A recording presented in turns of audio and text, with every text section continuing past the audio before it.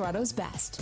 Today's segments on Colorado's Best were sponsored by Reese's Dental and Braces, Sheer Science, and Spotlight Media Relations.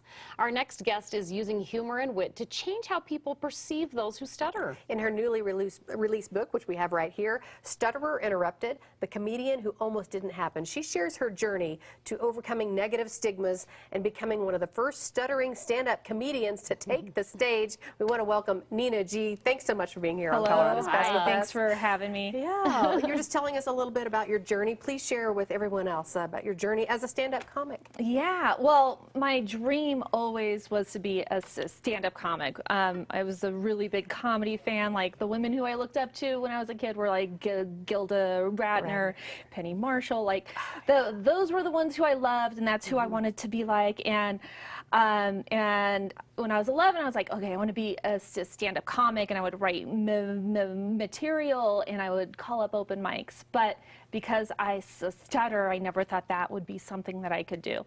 So the dream died, but the dream got picked back up when I was 35, which was 10 years ago. I should have said my age. I should have just said 10 years ago. Oh, okay. And that was when I started stand-up comedy, and a big part of that was I got reacquainted with this stuttering community, and I went to a conference for people who stutter, and we have them every year. There's multiple conferences, and when you find people who are like you really see what your potential is, and you start to question some of the assumptions that you've made about yourself. So tell us, what are some of the challenges that you face when you get up on stage or afterwards? Tell us what that's like. I think the main obstacle is to be funny. I think that is like, that is for the any thing. comedian, for right? any comedian. And for me, it is the same way. Yeah. And so first and foremost that. I think a lot of times, sometimes people stutter, and I was the only woman who was doing comedy when I first started.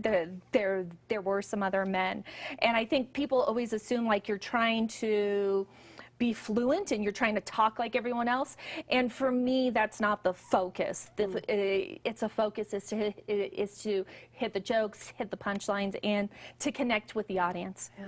We were talking a little bit. I grew up listening to country music, and I remember Mel Tillis, and he stuttered, but when he sang, he didn't stutter. And you've met him. Yes. Right? I mean, he didn't keep the stuttering from following his dreams, and you aren't either. No, and actually, Minnie Pearl was the one who told him that he should just stutter, and that really helped him to connect with the audience. And a lot of times people ask, like, how could he stutter when he talked, but he didn't when he sang? And that is because there is a difference in the brain. And here on the left side is where stuttering is now thought to be. There is a difference in the brain. It's not anxiety, it's not nerves, anything like that. And it's not like those things sometimes help, you know, don't help. I mean, that's there. But because singing is it is in the right side of the brain. When we sing, then we don't stutter, or when we use a voice.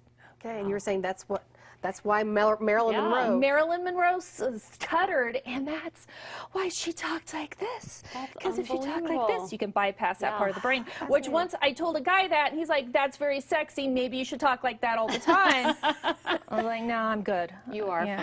Oh, You are. Yeah, just a delight. I'm looking forward to reading your book, too. And Nina G. is hosting a stand-up comedy and book reading tonight at 6 p.m. It's at the Barnes & Noble on 1565 Briargate Boulevard in Colorado Springs. She's got another event on Saturday in Pueblo, so just go to her website, ninagcomedian.com.